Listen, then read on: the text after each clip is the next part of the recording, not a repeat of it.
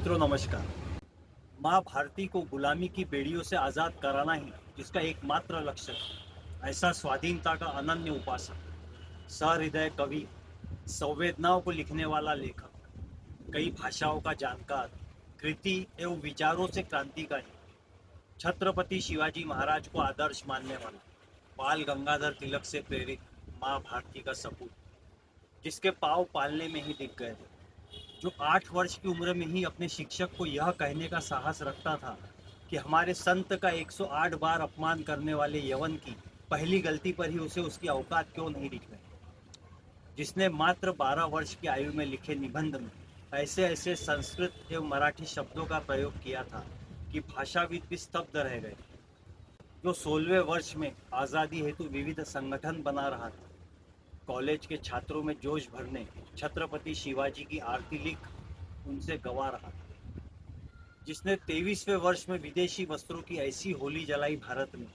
जिसकी लपटें लंदन में भी दिखाई दी, 25 वर्ष की आयु में लंदन में अंग्रेजों की नाक के नीचे शस्त्र बनाना, वितरित करना, क्रांतिकारियों को संगठित कर उन्हें प्रेरित करना जैसी गतिविधियों में लिप्त था। 1857 की घटना कोई सैन्य विद्रोह नहीं अपितु पहली सशस्त्र क्रांति का बिगुल था, यह प्रतिपादित कर रहा था। स्वतंत्र भारत के ध्वज को मान्यता दिलवा रहा था, भारत पर अन्याय हो रहा है यह बात संयुक्त राष्ट्र परिषद में रखवा अन्य देशों को अपनी ओर कर रहा था।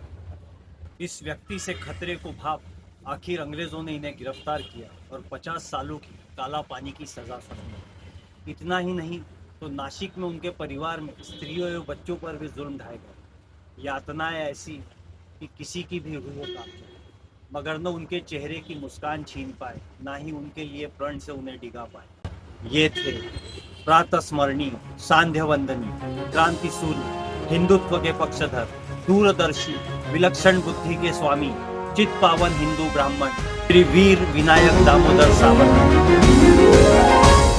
अनादिमी अनंतमी अवध्यमी भला, अनादिमी अनंतमी अवध्यमी भला, मारिल रिपु जगती असा कवण जन्मला, कवण जन्मला असा कवण जन्मला।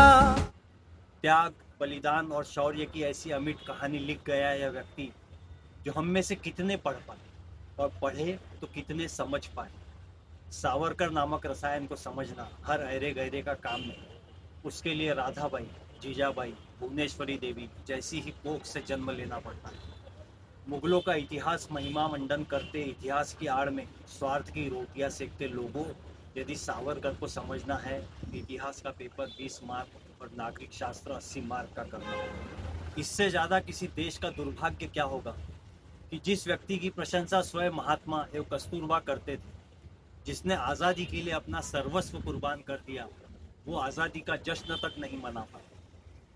लता मंगेशकर जी ने गायन का निर्णय सावरकर जी की सभा पर ही लिया। आज जब हमें 2 पन्ने लिखने, मूड चाहिए, वातावरण चाहिए, वहाँ प्रतिकूल परिस्थितियों में कोयलों से दीवारों पर कितना कुछ लिख गए, मगर उनकी सर्वोत्कृष्ट रचना जो लिखी नहीं गई उसे उन्होंने जिया था। आज़ादी चरखे से मिली या सशस्त्र क्रांति से, आगा खां पैलेस में मिली या अंडमान से, निश्चित ही सबका अपना अपना योगदान रहा होगा।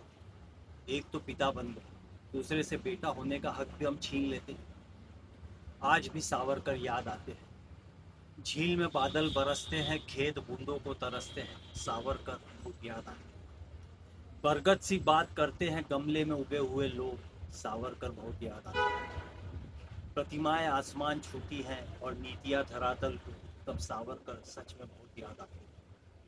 किसी महिला पर अत्याचार से द्रवित नहीं होते, लेकिन खबरें बेचने आदिवासी, दलित जैसे विशेषण लगाए जाते हैं, तब सावरकर बहुत याद आते हैं। साजिश कर जब जब नजरों से गिराए जाते हैं, तब तब ध्रुव तारे से चमकते हुए सावरकर बहुत याद आते हैं। कुशल हाथों में जब देश की बागडोर नजर आती है, देश विश्व गुरु बनने की ओर अग्रसर होता है, तब लगता है सावरकर नाम बदल बदल कर आते हैं। जब तक सरस्वती पुत्र श्री अमर कुलकर्णी जैसे व्याख्याता अपनी ओजस्वी वाणी से प्रस्तुति देते रहेंगे, तब तक सावरकर अनादि थे, अनंत है और अवध्य रहेंगे, और सिर्फ 28 मई ही नहीं अपितु 365 दिन पूजनीय रहेंगे। ऐसे महान राष्ट्रपुत्र वीर सावरकर के चरणों में कोटि कोटि नमन है। जय हिंद।